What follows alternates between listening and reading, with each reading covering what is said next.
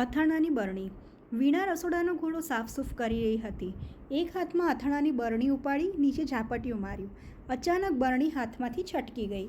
પગના પંજા પર લાગી નીચે પછડાઈ. અથાણું અને કાચના ટુકડા આખા રસોડામાં ફેલાઈ ગયા. એનાથી હળવી ચીસ નીકળી ગઈ. અવાજ સાંભળી સાસુ દોડી આવ્યા. વીણા દુખતા પગના પંજા પર હાથ ફેરવતી હતી. ધ્યાન દઈને કામ કરતી હતો ને ઘોડો તો હમણાં જ ગોઠવ્યો હતો. સાફ કરવાની ક્યાં જરૂર હતી? પણ તને શક થતું નથી? બહુ લાગ્યું તો નથી ને? મીઠો ઠપકો આપી સાસુ સફાઈ કરવા લાગ્યા.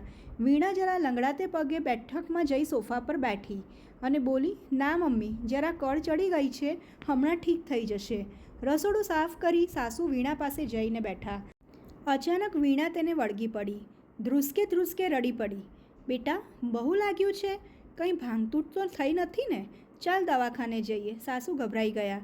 વીણા કંઈ બોલ્યા વગર થોડીવાર રડતી જ રહી. સાસુએ પાણી પાયું.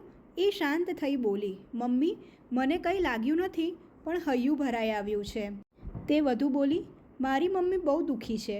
બેમાંથી એકેય વહુ સાથે ભળતું નથી. અવારનવાર માથાકૂટ ચાલ્યા જ કરતી હોય. પણ મને એનું કારણ આ જ સમજાયું. મારી મોટી ભાભી પરણીને આવી ત્યારે હું નાની હતી, પણ સમજણી હતી. ભાભીથી મારી જેમ અથાણાની બરણી ફૂટી ગઈ.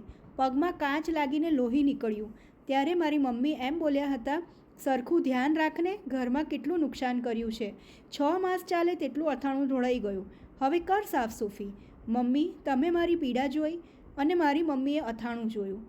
સાસુની આંખમાં વહાલના ઝળઝળિયા આવ્યા. મનોમન હરખાયા કે ભગવાને મને કેવી સમજણી વહુ આપી છે.